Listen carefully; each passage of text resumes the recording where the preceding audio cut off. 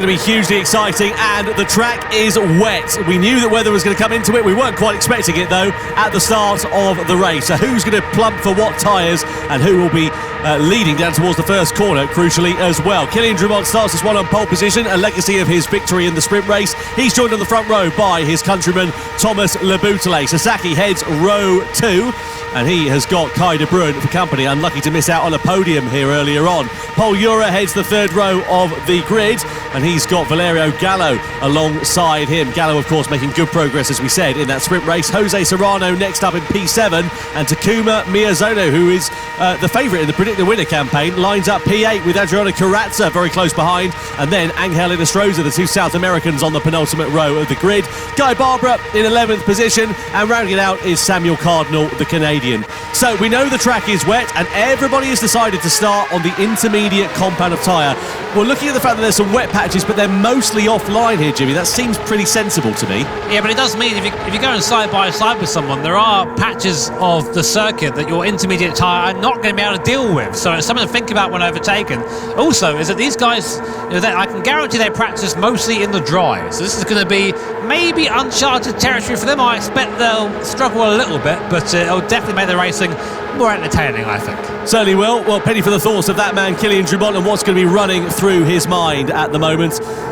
Sitting on pole position with his countryman Thomas Leboutelet behind. They put in a great formation in that sprint race, but can they repeat it here in this grand final? They're out of the final corner and coming to the timing line. This, of course, is the all-important race for points for Gran Turismo World Series 2 for the Nations Cup. We drive to the line here at the Red Bull Ring. Weather in play, and 30 laps of action to come. The lights go green, and we go racing for the grand final of the Nations Cup here in Berlin. So Drumont leads them up to turn 1, and then Leboutelet, then Sasaki, but it's turn 3, the first big braking zone. That's the real opportunity for overtaking, and Drumont, of course, does not have the advantage of the slipstream, but he did have the advantage of a nice clean run out of the first corner. Sasaki looks to try and pounce here on Leboutelet. On the brakes we go. It's very close behind there as well. Serrano versus Jura. De Bruin's into the side of Sasaki as well. That's going to drop Sasaki down a few places, and Gallo is now through on his inside as well as Pol Jura. So 2 places lost in the space of 1 corner there for Takuma Sasaki. Not the start of the race he'll have wanted. Gallo, meanwhile, is on the inside of Jura and looks like he's made it stick down into turn 5. Serrano versus Miyazono side by side in the background. Action everywhere you look on the start of this race. Yeah, 3 places now lost for Sasaki. Gallo up 2, Kai de Bruin up 1 now. I'm sure the stewards will be having a little look at that one. It's quite an aggressive move there. Serrano now getting by Sasaki. That's 4 places lost for the Japanese driver, and now he's back with his countryman Takuma Miyazono. A terrible start there for the Japanese driver, but it just goes to show that qualifying doesn't always guarantee you a good start to the race. On board now, Sasaki, and look, he's that far back from where he started. You can see the spray being kicked up on the cars in front. Does hamper visibility a little bit, but not too much, enough to still see where you're going. But onto lap 2 now, and the driver's using all the curb on the exit there, so confident to do that on this intermediate tyre. But we've got to be careful, because they might still find a wet patch yet. Yep, Carrazza's lost a couple of places from where he started. Gallo was the big winner on the opening lap. He made up 2 positions into P4. Into the braking zone of turn 3 we go. The closing speed there always makes me wince a little bit, because they absolutely slam it on the anchors and just about get it stopped before making contact with the other drivers. Now Jura and Serrano, they're in formation here in 5th and 6th position. Can the 2 Spaniards, who of course I remind you were the top 2 finishers in the reverse order of where they are now in the first World Series event back in June. So Serrano and Jura with a lot of work to do in 6th and 5th place there respectively. Kai de Bruin meanwhile up into 3rd, but we know that incident on the first lap at the moment is under investigation. Yeah, we'll see what the stewards say on that one, but meanwhile it's Drumont, Leboutelet, De Bruin. Drumont with a 1 second gap as it is. So here's a replay. Didn't see this one. This is Carrazza on board for P9 currently. On the brakes. Oh, yeah, punts the back of Miyazono there, and Guy Barbara in contact. I mean, he drove in the back of him. I don't know what you want to say about that one. Yeah, not ideal at all there for Adriana Carrazza. We know he's not afraid of getting his elbows out, and often gets into a bit of trouble for it as well. The upshot is he's down in 11th position, so not good at all there for him. Guy Barbara was the big sort of profit on that. Here's Kai de Bruin attacking against Thomas Leboutelet. Disappointed to miss out on that podium in the sprint race was De Bruin. He makes amends for it with a send to the inside down into turn 3, and up into 2nd position is the Dutchman then. Great start to this race then here for him so far. Kai de Bruin looking strong today here at Berlin. I mean, could this finally be the time we see Kai battle for a win here? I don't know. Too early now to you've say. done it. I probably jinxed it, but yeah, on lap 3 of a third of that race, is that what you call it? Well, look, we're on lap 3, Jimmy, but I have to say, look at the circuit. You can see a few dry lines sort of just beginning to start appearing there, and I'm interested to see how much the spray is going to start to dissipate over the course of this one, because if there's no active rain falling, of course, these intermediate tyres, they're working all right here so far, but when's the crossover point going to come where you're going to think about dry tyres? There we are, look at the crossover lap times. Where are we now in terms of them? We're 1:13s, we're not too far away from that dry tyre, really. Yeah, we're about there, so basically it's just who wants to blink first, because one, the tyre's got to come up, and two, the racetrack becomes a lot narrower when you go onto that soft tyre, because if you even touch a wet patch, you get, I speak from experience, you go flying off into the undergrowth. So no further action there from the start of the race. So Kai de Bruin second place, and now they're catching Kylian Drumont. And look at Valerio Gallo, he's bringing himself right into the picture here then as well. Karatza, Barbara and Miyazono are under investigation for that first corner skirmish that we saw a few moments ago. But now you've got 3 drivers lining astern. Oh, was there a bit of contact there between Labuschagne and De Bruyn down into turn 4?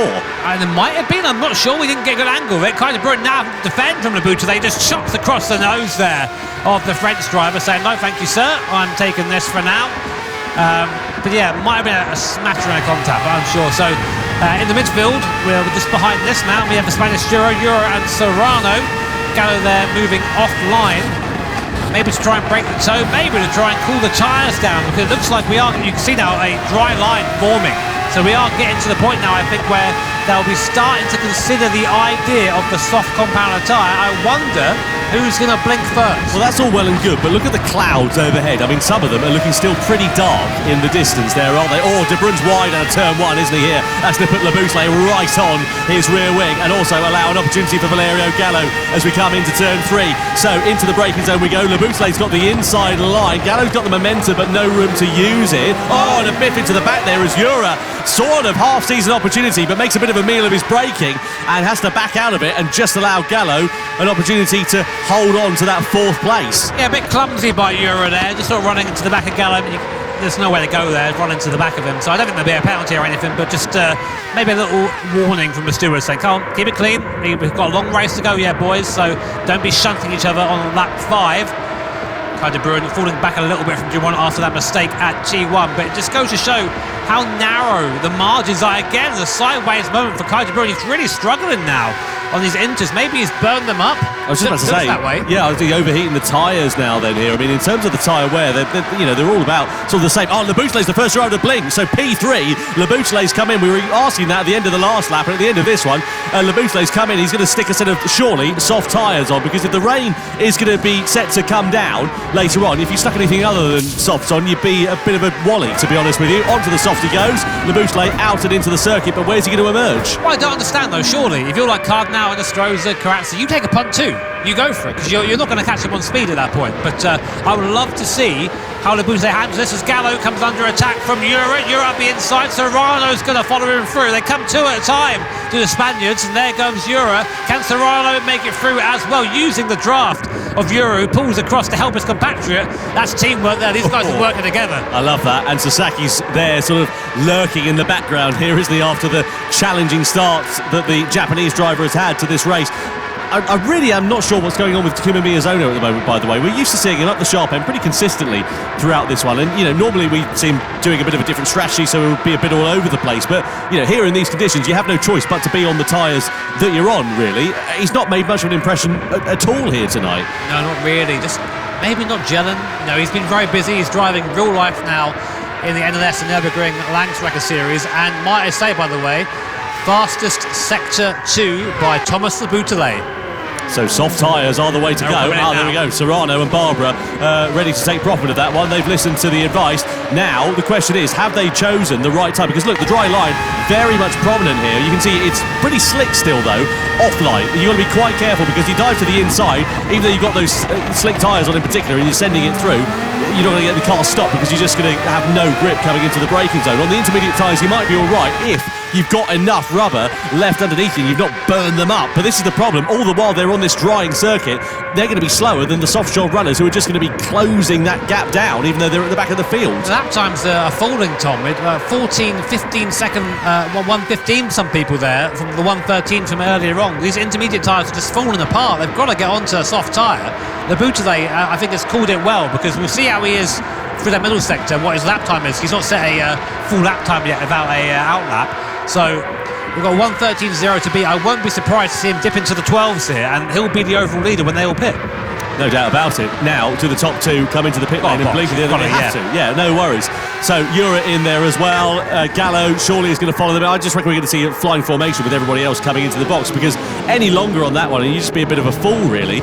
You have to sit for the current conditions. But the question is, Leboutillet, Serrano and Barbara, what sort of inroads have they been able to make relative to the other drivers around them? The question will be here for Leboutillet in particular, because he was the first driver to blink, and has he got the lead of the race back here from Kilian Drumont as a result of that early pit stop? Comes out of the first corner, and he is now back into the lead of the race, and he's got a bit of a cushion here, and Serrano's picked his pocket there as well, so that's worked out quite nicely there for Jose Serrano, who now splits the two Frenchmen in second. Leboutillet went 6/10 faster than anyone on his first full lap there on the slick tyre, so that was the right choice. I'd say maybe they all boxed a little bit too late. It was a bit of a gamble by Leboutillet, but it did pay off. It's put him at the front of the pack now, and everybody else who sort of followed suit. Serrano boxed early as well, has moved himself on a few paces, so that was the right choice to do that. But yeah, I mean, we'll see if it continues this way, if it continues to dry, or whether we're due more rain or not. Yeah, the clouds you can see looking still pretty menacing overhead. There's a big dark one right up in the middle of the middle sector there, and I mean, look, I'm no weather expert, but I have lived in Great Britain for pretty much all of my life. I have to say, that is looking pretty menacing and pretty ominous indeed. You had no choice but to change over to the dry tyres. If you try and eke it out on the intermediate tyres, you're going to hemorrhage so much time that anything you'd have gained from not making that extra pit stop, you'd have ended up losing from the fact that everybody else around you would have been so much faster. So they had no other choice but to blink at that point, and it's been a great profit there for Thomas Leboutillet and for Jose Serrano. And let's see now what happens with the weather. If it starts to fall in a light intensity, they might be all right if they can keep heat into the tyres. But if it's an absolute deluge, intermediates or wet, have got to be the only way to go. And do you blink early? Do you chance it and hope that it'll dry up and then wait till later? It's a proper gamble, a proper guessing game that no one really knows how to work out. You've got to just drive to the conditions at this point. It is dry, the dry tyre is faster, stay on that tyre. I mean, you can't just go, oh, it looks a bit cloudy out, I'm going to switch to the wet. You'll just lose all your time you've gained. But you can see out there, it is slippery. It's not full slick conditions yet. There is a dry line, yes, but there's also a lot of wet on the circuit still. And if you catch that in this car, the crash happens so quickly you don't even realise what's happened. You're already in the wall. So right now, Leboutillet, Serrano handling at the best. Now 1-2 Serrano, again, from someone who seemed a bit anonymous in the sprint race, is just doing what he does, climbing up the field, and is now looking at the back of the leader and gaining. Well, can we see another win maybe for Jose Serrano today? It's anybody's game at this point. Yeah, Jose Serrano has absolutely come alive here in this grand final. He's got the overspeed. First corner, not really the place you're going to be making a pass. Needs to hope that he gets a strong exit out of there, but has a bit of a slide actually on the curb there. Leboutillet gets great attraction, and that just denies an opportunity for Serrano to try and launch an attack into turn 3. No dive bombs into there, not at this stage of the race. We're only 1/3 through out of the race distance, but look at how dark that cloud is looking overhead. Look at how ominous it is here at the Red Bull Ring. And now Serrano closer than ever before on Thomas Leboutillet, who goes for a sort of half defensive line down that back straight, but holds on to the race lead coming into 4. No, he's at the back of this little train.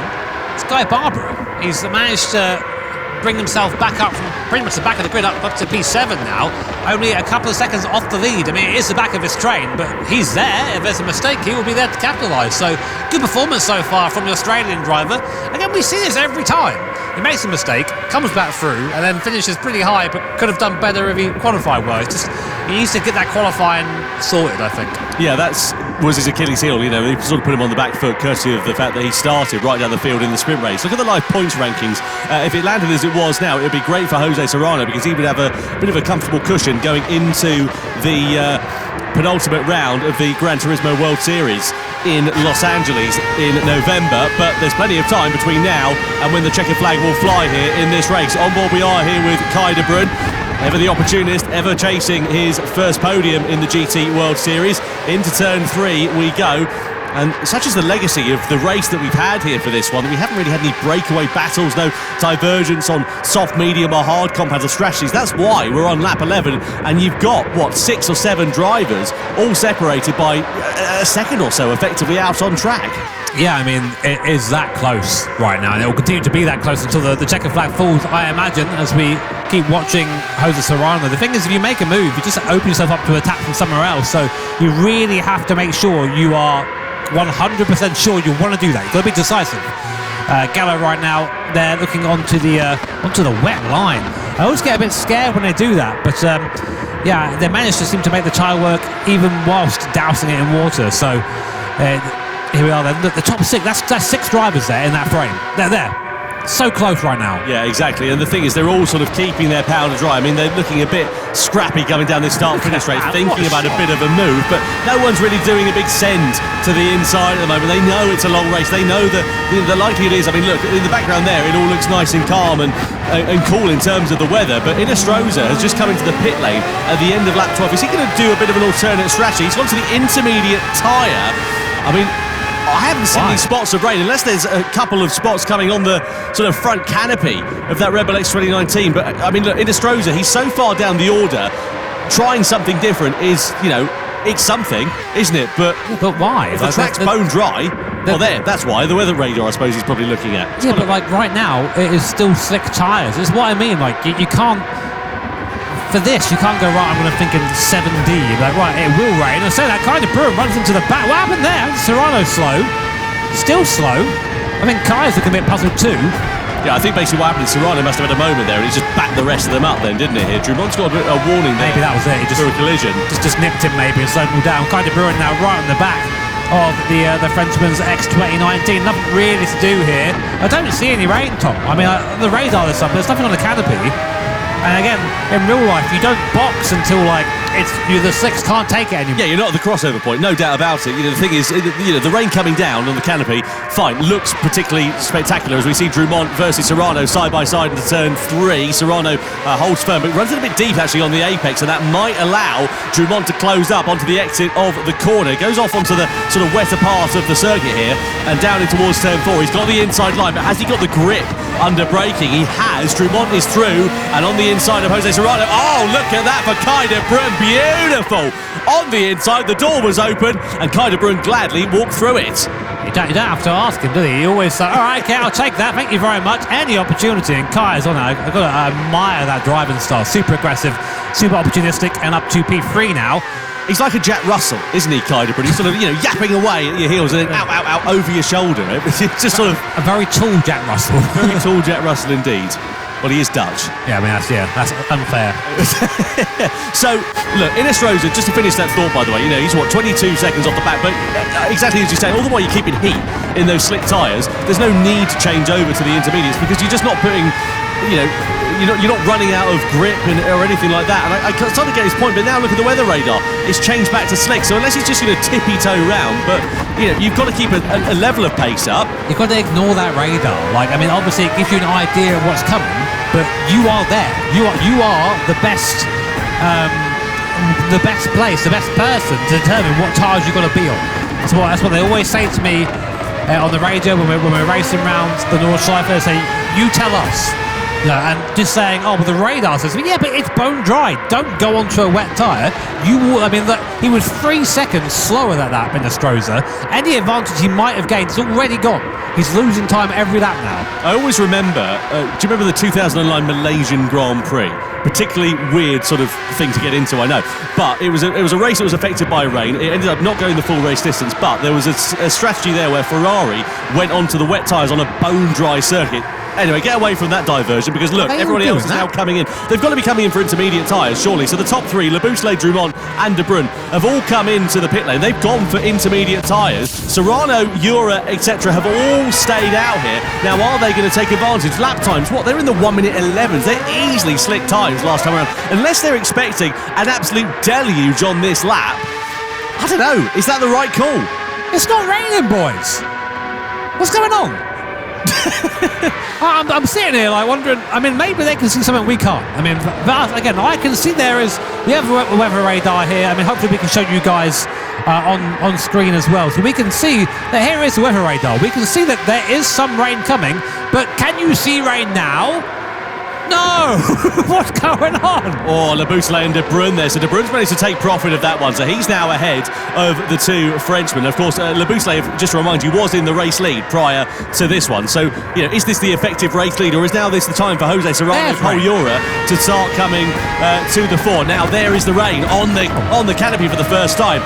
But of course they've waited a lap later. They'll have been pumping in sets times. They're going around another time, so they're thinking we're nowhere near the crossover point, but are they going to be waiting that little bit too long? Because now the rain's coming down at a heavier intensity here. Miyazono and Karatza subsequently have blinked at the end of lap 16. They've decided they're going for intermediates. They're just going to risk it, I think, and try and save the pit stop. If you can do that and hang it out, you save a pit stop. I was speaking to our co-commentator Florian Strauss. No, it's the wrong choice. Look at this. It is definitely the wrong choice. The slick tyres have nothing.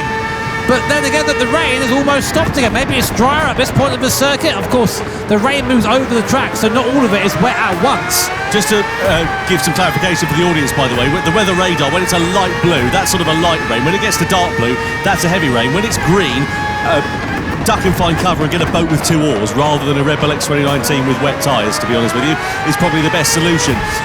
Right, so it's pretty wet in the first part of the first sector that we can see. The middle sector looks all right, though, to be honest with you. Can't see too much rain that's affecting this part of the circuit. Now the question is, how much time for the likes of Laboutelet, De Bruyne and Drummond, who all boxed at the end of the last lap, how much time are they going to be gaining or losing relative to the top 4 who are still on the slick tyres? The opportunity is there for these slick runners, but, you know, are the track conditions meeting what they're expecting? Well, here's where it's wettest. It's down here at T1 going up towards T2 and T3, and that's where we saw Gallo really struggle.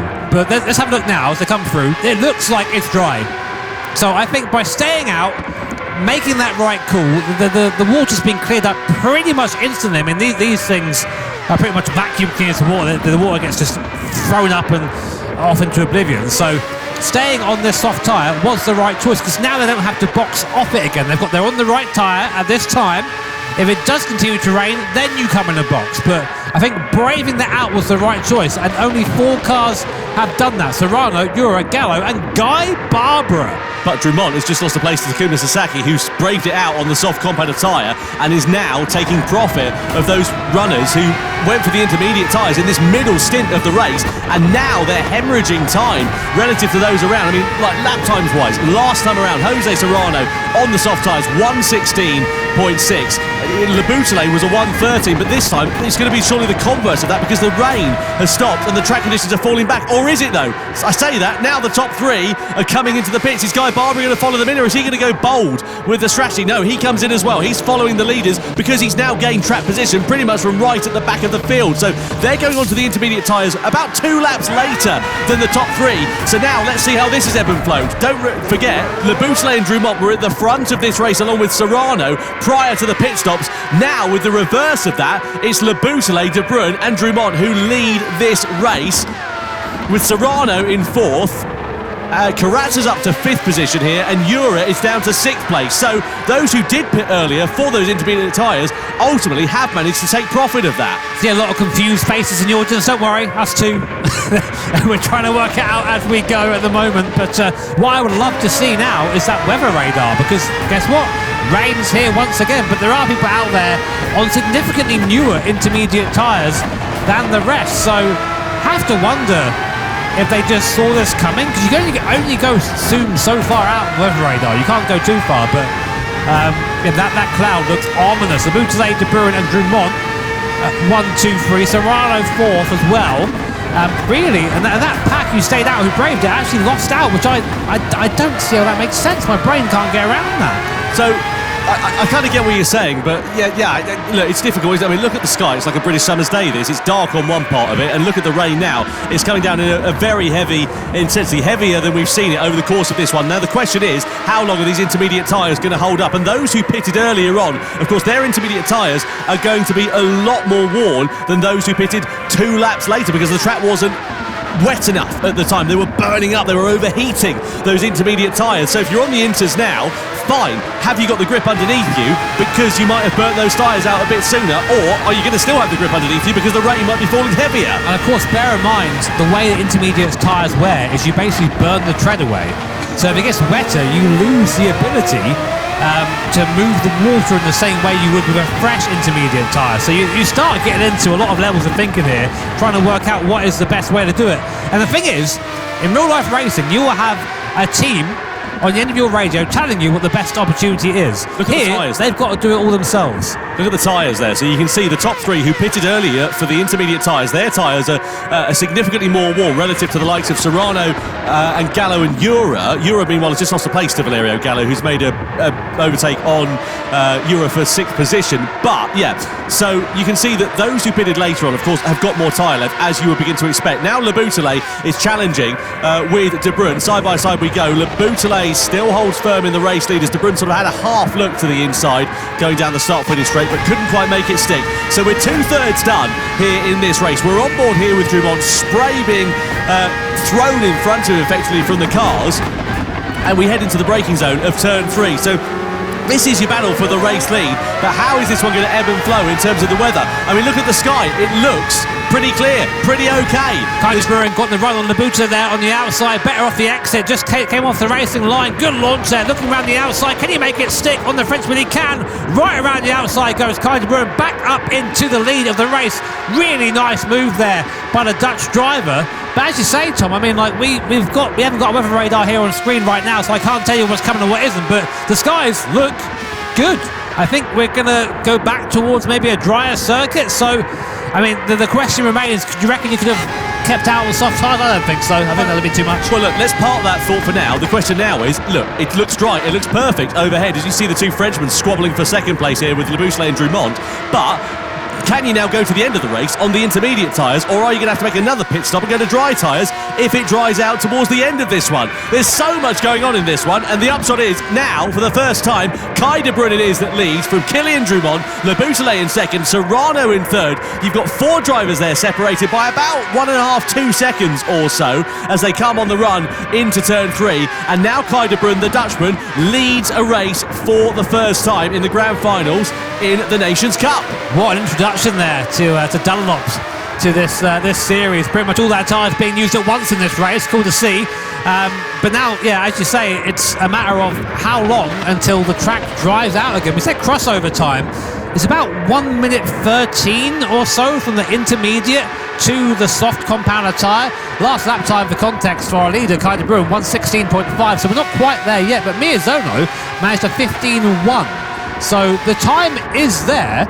And that 15:1, by the way, that was on a older set of tyres. Not the oldest set on the grid, but an older set of tyres. So, well, there you are, last lap on your screen there. So, we're approaching it, but we're not quite there yet. But it's one of those big calls. If you're Guy Barber or something, make the call early, have a go. Why the hell not? Yeah, absolutely. I mean, Guy Barber was, as you saw earlier on, he was right at the sharp end of this one. The upshot is because he pitted when he did, he lost a bit of track position and is now down into 8th position. You can see further behind there as well, you've got the likes of Gallo with Carazza and Ura all squabbling for places. Guy Barber celebrated his birthday yesterday. Would love to give himself a birthday present of a podium finish as we ride on board here with Jose Serrano, who's now all over the rear wing of Le Boutelet into the braking zone of turn 3. Has he got the grip on the outside? They run side by side, but he'll have a face on the curb. He's got the traction though. Wow. He's got the overspeed. That's absolutely beautiful from Jose Serrano, who's now through it into third place and fancies a nibble at Kilian Drumont second before too long. Not quite down into turn 4, but he's certainly getting the hurry up. So Serrano's Dunlop intermediates are significantly newer than Drumont's and De Bruyne's in front. That might play into this race. I've just seen our radar we have on our screen here. There is still a little bit of rain left, but after that, it seems to be, that's it, dry. So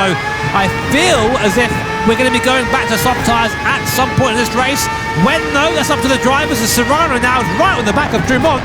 Is he going to go for a move? He's got so much more speed right now than the drivers in front of him. Has Serrano played a blinder here? I mean, I wouldn't put it past him. This guy is a past winner, won last time out of London, was a Nations Cup champion from 2023 in the team format. never cut him out. Do you know what this race reminds me of? Do you remember World Series 2 in Prague last year? Hengse versus Badima. Oh, De Bruyne, by the way, was just a little bit wide over the curb there. Drumont, I beg your pardon. That might have cost him a bit of drive coming in towards turn 3 and allowed Serrano to attack. But Hengse versus Badima last year, we saw a great battle in exactly the same conditions as this. And now look at the drive that Serrano gets on the exit of turn 3. He's in the slipstream here of Kylian Drumont. Drumont's going to defend this line surely to the inside and force Serrano to the outside. You can make a move stick through there. He needs a good grip under braking and a willing dance partner. Drumont tries to squeeze him. Serrano's there, but he gets a face full of curb as Drumont holds the line for second and holds on for now the charge of and holds on for now the charge of the flying Spaniards. Drumont there just walking out to the outside of the circuit saying no thank you son. Here's on board the Paul Euro replay. Oh, right into the back of Gallo. Hits Gallo again. Second time this race he's done that. Yeah, no grip undertaking there for Euro, just plants it into the back of Gallo. He in turn then goes into the side of Adriano Carrazza, who's on the receiving end of that one. Serrano having a look, he's got more grip, he's trying to use it to his advantage to the inside of the final corner. What a lunge from Jose Serrano. He's now through and into second. He wants to get 2 wins from 2 World Series events. It compromised his run though out of the final corner. Could leave him vulnerable, but I think he just about gathers it up okay. Starting to see a little bit of a dry line emerge there, Tom, and I think if you're Kai De Bruyne, those rear tyres are going off pretty, you can see here, they're going off pretty bad like. Same thing as Stroh's. I mean, his race isn't really going to affect the rest of this race here, but Kai De Bruyne, Drumont and Labouche have something to think about very soon. Serrano, though, he can probably direct those. Look at how much faster he is. He's already on the back of Kai De Bruyne, going down into T4 here. Will he make a go of it? He gets very close to the Dutchman, but look at the amount of speed he has over the car in front. It's only a matter of time. It has to be. Serrano will be leading this race if he can get by Kai De Bruyne. De Bruyne's going to defend this one here in the middle sector. No surprise there at all. Ines Rose is going to surely go into the soft tyres. Nothing to lose there for him right at the back. But at the sharp end of this one, De Bruyne, he's all over the road. He's just got no grip underneath him. Serrano's going to drive by like he's left the handbrake on. There's contact as they come through the exit of the right-hander. Serrano there with the inside line, and now the lead of the race for the first time. Jose Serrano for Spain is in front here in the grand final, and he's got 6 laps separating him from his second victory in succession. I don't think there's enough time to come in and put the softs on for it to make a difference. I think you're right. I was just about to say, you know, the crossover, what, we 1:13? We're about at that window now, but the time you're going to lose, what, 25 seconds, something like that? You're not going to gain that unless everybody else does it, and it's such a gamble at the sharp end. Serrano, I don't think you can afford to take that risk now. But some of these guys might have to. I mean, look who's having a stab at it. Miyazono's going to go, whatever. Nothing to lose for Miyazono. It's a long way back on this pack, but it might be worth doing something. There's 5 and a bit laps left.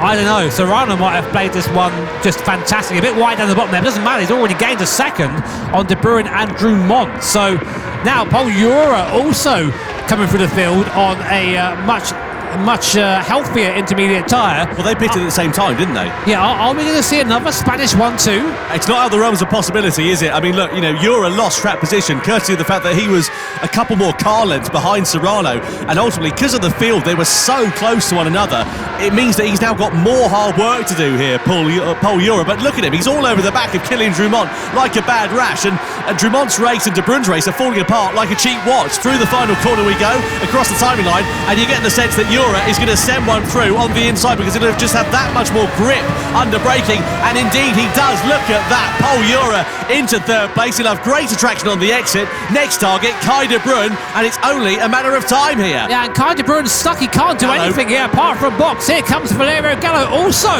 on a newer tyre as well. So all those who pitted for the intermediates a bit later are all seeing, oh, Drumont and Labouche contact the French drivers who were leading this 1-2 at the start down to 5th and 6th and still falling, and suddenly Gallo is in with a chance of a podium too. There's no adage for experience in the Gran Turismo World Series. The podium, just to remind you, for World Series 1, Serrano, Euro and Gallo was your top 3 finishers. At the moment it looks set that could be on for a repeat. Serrano leads, but Euro's got the inside line here on Kai De Bruyne in the middle sector. Can he make it stick through into the left-hander? He can! And Gallo's there as well. De Bruyne loses 2 places. Drumont's rear tyres are absolutely toast, by the way. That's why he's sliding around like a dog on a polished floor. So he's going to surely have to come in and make a box before the end of this race. De Bruyne's going to be going backwards there as well. They're intermediate tyres. There's no water left to clear them. They're just overheating. They're all over the shop. And now we've got 2 laps left remaining. and it's Serrano, Ura and Gallo, a repeat, possibly, of the World Series 1 podium on the cards here in Berlin. That is huge. And you know who gained 2 seconds there in Sector 2 alone? Takuma Miyazono in P9. So he's flying right now on that soft compound tyre. I think maybe a bit too far back to do anything, but still the speed is there. Who knows? Well, look who the big winners are in that one. Guy Barbara, I know he's just picked up a 2-second penalty. Sasaki as well also made ground because they pitted at the same time as the three who are now in the top 3 positions here of this race. And I tell you what, Jimmy, it's not over in the battle for these podium places because Gallo, he needs as many points as he can. He's 3rd in the championship at the moment. If he can get one over of Ura, that will be enough to promote him up into 2nd in the championship, I reckon. You'll know he'll have a go. Last lap there. Look who's the fastest on circuit right now. It's Takuma Miyazono, 1:12.1, but only 1.1 seconds faster than Serrano. Not quick enough, I think, to make that gap to the front, but quick enough to maybe challenge for a couple more positions. Meanwhile, Ura and Gallo going at it on his intermediate tyres, wearing more and more. Ura boxes. He's boxed. Why? His intermediate tyres. Is he just taking a gamble? Is he deciding that his tyres are going to be slow to the end of the race and he's taking a risk? I mean, look, for our money, the safe bet, surely, 2 laps to go, you just nurse those intermediate tyres to the end of this race, but he's throwing caution to the wind. I mean, what's there a gap? What, 5 seconds or so? Back to Sasaki, but surely he's going to be dropping track position. Let's see where he comes out of the pit lane here, Pol Ura. He's going to have the mother and father of all jobs now to do this in the last 2 laps of this race. The upshot is, though, Serrano has to play this one safe. He's got no choice. He's backed into a corner, and he's now just got to drive this one as best he can. Barbara versus De Bruyne, meanwhile. De Bruyne's still stuffing it out on the intermediate tyres, but he's going to fall down like a stone. But we're still holding our head in our hands, wondering the strategy there of Pol Ura, who's, by the looks of things, thrown away what could have been a certain podium. I don't understand. I don't know. We'll ask him afterwards, but only he knows what's going through his own mind. But meanwhile, Kai De Bruyne fighting off Guy Barbara. I bet he didn't think he'd be battling for 4th place at the end of this. Sasaki ahead of them on the podium now. Again, someone else who probably had no idea, but Serrano is coming on to start his penultimate lap, and the pace is still there. His last lap, 14.3, starting to fall off now. But look at the gap. He can afford a couple of seconds a lap. The drop-off is quite dramatic, I will say, on these intermediate tyres. So unless they're sort of thinking, look, if I run 2 more laps on these tyres, the rears are going to be toast, and I'm just going to be crawling around on that final lap. And that's what they're sort of gambling on. But look, let's wait and see how it all works out. I tell you, someone who'll be ruining how this race has panned out is Guy Barbara. I know he's in P5 and he's on for a strong result, but he was on the podium effectively now. He was in where Sasaki was prior to that 2-second penalty that he had a few moments ago. Meanwhile, Takuma Miyazono, we've hardly mentioned him at all here tonight. We talked about unusual strategies. He's just quietly ghosted his way up into 6th position and is now all over the back of Guy Barbara as De Bruyne versus Sasaki for the final podium place. Side by side they go. Sasaki holds it, but De Bruyne's got the inside line. Has he got the traction through on the inside? He has. Kai De Bruyne is now back up and into the podium places. Yeah, De Bruyne wants this. He's basically on the podium the entire race. Miyazono, though, look at him. He's stuck. He can't get by Guy Barbara because he can't go off the race and lie on those soft tyres, but the traction's there. And now, there's only 1 more lap left. Is Sasaki going to be far enough ahead to keep his position from Takuma Miyazono? This has been a ridiculous race. Jose Serrano starts his last lap, so he's now leading in the T1, 6 seconds between him and Valerio Gallo. Kai De Bruyne 3rd, Sasaki 4th just from Takuma Miyazono, and Guy Barbara 6th. Pol Ura 7th after boxing for a reason we can't comprehend. This race has been ridiculous. Well, look, the points rankings here for Jose Serrano. It would be a clean sweep in the Nations Cup for him so far. But Pol Ura, he'd have been on for a level 2nd place with Valerio Gallo had he finished where he was. The upshot is he's now looking set to not finish on the podium unless other drivers fall into severe misfortunes in the final half a lap here at this Red Bull Ring circuit. But Jose Serrano, his rear tyres are absolutely knackered at the moment. They're right down to the canvas, the cord, and anything that's underneath that, and he's just going to be cruising his way. But he's got, what, 7 seconds in his pocket, and unless he makes a slip up of his lines in the final sector, I think this race is going to go the way of Jose Serrano. And what a drive it has proven to be. 2 more corners from home, and this is going to feel like the longest 2 of the young Spaniard's life. He now makes his way around the final corner. Jose Serrano makes it 2 wins from 2 races in the Nations Cup here in Berlin. What a performance from the Spaniard. 2nd place for Valerio Gallo And P3 for Kai de Bruyne, his first ever podium in the Gran Turismo World Series. Sasaki versus Miyazono, and Miyazono mugs Sasaki at the checkered flag there as well. And Pol Ura, well, from what we saw, it looks like he threw away what could have been an almost certain podium here tonight. I'm not allowed to describe this race in the way I want to because we're Down by Ofcom. Yeah, we're a friendly stream that way. But what happened there? That was a ridiculous race, and how well played by Jose Serrano. You know what, going into this final, I was like, nah, he's not in it. It's going to be between the French guys, who ended 7th and 8th, by the way, Leboutillet and Drummond. But Serrano just showing what experience means in these GT live events. Valerio Gallo, an amazing second place, who finished with pretty much no rear F tyre, and Kai de Bruyne finally getting back on the podium where he belongs. A couple of steps maybe lower than he wanted, but still an impressive performance there from the Dutchman. You have to say, if you are